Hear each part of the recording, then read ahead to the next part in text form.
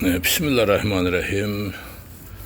Dostlar, hər vaxtınız xeyir olsun. Allahın adı ilə başlayaq. Allahın böyük kitabı Qurandan danışacağım. Məclislərdə baxıram, bəzən elə bu gün bir neçə dostlar var ki, dövlət qulluğunda işləyiblər, vəzifələrdə də işləyiblər. Baxıram, deyirlər ki, məclislərdə niyə Qurandan danışırlar, nə edirlər falan fesmişan. Bu adamlar anlamırlar, bilmirlər, məlumatları yoxsa bizim dindarların zəifliyi, adamların zəifliyi, Quran hikmət insanlara çatdıra bilmirik. Nə görə biz dinlə danışanda Quranla danışırıq? Quran-ı Kərim bütün dini kitabların ən alisidir, biləsiniz. O alilik nədən ibarətdir deyim sizə. Quran-ı Kərimə gələn bütün kitabların hamısında din, təkcə dindən danışılır. Dindən, imandan, əxlaqdan filan fesmişan. Ancaq Quran-ı Kərim gələndən sonra Quran-ı Kərim bizə hesabla gəldi, elmlə gəldi. Nədən ibarətdir o elm? Quran-ı Kərimdə bir əbcəd və cəməl elmi var, hesabat elmi var, riyazi elmidir, bu böyük bir elmdir. Bütün elmlərin də əsası riyaziyyatda cəmlənir. Niyə Quran riyazi hesabatla gəlib? Bunu biləsiniz. Çünki Quran-ı Kərimin əsasını riyazi hesabat təşkil edir. Riyazi hesabat, ali riyaziyyat kursunu bilənlər, əsl riyaziyyatçılar bilirlər. Kainat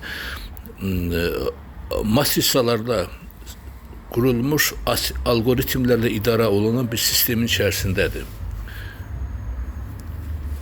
Ona görə də bu matrisaların içərisində hesabat var, hesablanmış bir nəzəriyyə var burada. Nəzəriyyə deyil, hesablanmış bir sistemdir bu, matrisa sistemidir. Bu sistem hamısı bir-birinə elə bağlıdır ki, o matrisanın matrisa belə xanələri, damalar, onun birini çıxarsan, bütün sistem pozular. Və Quran-ı Kərim bu hesabatla gəlmiş kitabdır. Bu hesab Quran-ı Kərimdən gəlib, bax bu elm.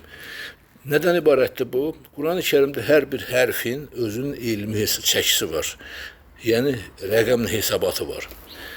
Bu rəqəmlə hesabat bütün kainatda olan sirləri o matrisaların içərisində cəmləşdirir. Birdən minə qədər olan çəkidir. Əlif birdir, qeym mindir. 1001 deyirlər adı, 1001. Bax, bu ondan ibarətdir. Bunun hesabatı bundan ibarətdir. Onun sistem o hərflərin hesabatında qurulub. Quran-ı Kərimin sistemi. Bu hesabatda bir qurulub və bu sistemli şəkildə insanlara təlqin olunur, yəni öyrədilir. O sistemli şəkildə əsl Quran hafizləri, əsl riyaziyyatçılar, əsl filosoflardılar. Bunu biləsiniz. Ona görə də, bax, bizim qədim filosoflarından hamısı Nəsrəddin Tusidir, Nizamidir, Şeyx Nizamidir, Füzulidir, Məhəmməd Müzimi, Nəsimidir. Bunların hamısı əksəriyyəti Quran bilicilər olublar, əhli Qurandırlar və Hafizdir, Firdovsidir. Bunların hamısı əhli Qurandırlar. Şərq aləmində nə qədər gələn alimlər, riyaziyyatçılar var. Bunların hamısı. Ona görə də bunların hamısının hesabatında Quran çəkisinin hesabatı var, Quran hərflərin hesabatı var. O hesabat bütün dünya elminin öz içində cəmləşdirir. Nə üçün? Çünki bütün dünya elmlərinin cəmi riyaziyyatın içindədir. Bütün elmlərin anası riyaziyyatdır. Bütün elmlər riyaziyyatdan törüyür, bütün hesabatdan törüyür. Ona görə də Quran-ı Kərim bütün kitabların ən alisi və ən gözəlidir, ən insanlara lazımlısıdır. Bunu biləsiniz. İndi buradan sual doğurar ki, xristiyan da belə, nə bilim mən, Musəvilər belə, İsavilər belə, Buddistlər belə deyərlər ki, bizim din, onların heç birinin dinində Quran-ı Kərimdə olan hesabat yoxdur. Bunu biləsiniz.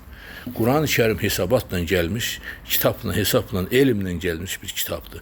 Ona görə də Quran-ı Kərim başdan ayağa elmdir. O elmi anlamaq üçün o deyilən ayələrin, surələrin içindəki fikirlərin elmi tərəfdən izahatının, onun riyazi hesabatını bilməlisən, nə var nə. Ona görə də hər adamın başı Quranlıq deyil, biləsiniz bunu. Əsl Quran hafizləri əsl riyaziyyatçılardılar. Əsl riyaziyyatçılar, biləsiniz bunu.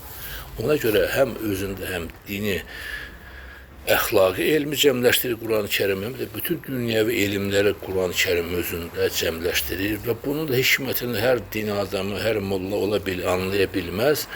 Ona görə də bu elmlə məşğul olmaq üçün böyük alimlər, övliyalar ki, məşğul olur bu işlə.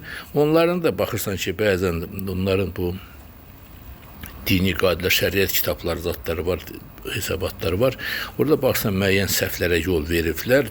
Görünür tam onu dərk edə bilməyiblər. Onu ancaq ki, hər halda biləsiniz, Quran-ı Kərim hesabla elmdən gəlmiş kitabdır. Bunu da kimsə deməsin ki, niyə Qurandan danışmalıdır molla, nə bilim nədən, nədən danışsın?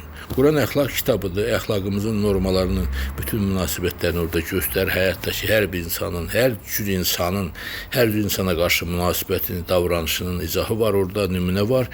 Ona uyğun hərəkət etməliyik. Ən öncə əxlaqdır, sonra Quran çox dərin bir elmdir. Bu elmi də hər kəs anlaya bilməz. Sağ olun, var olun və Quranın böyüklüyünü biləsiniz. Quran nə üçün fərqlidir dini kitabların əksəriyyətinin? Çünki Quranda əsl böyük riyaziyyat elmi var. Ən böyük riyaziyyat elmi Quran-ı Kərim içindəki rəqəm hərflərin əbcəd hesabındadır. Bunu biləsiniz. Sağ olun, var olun.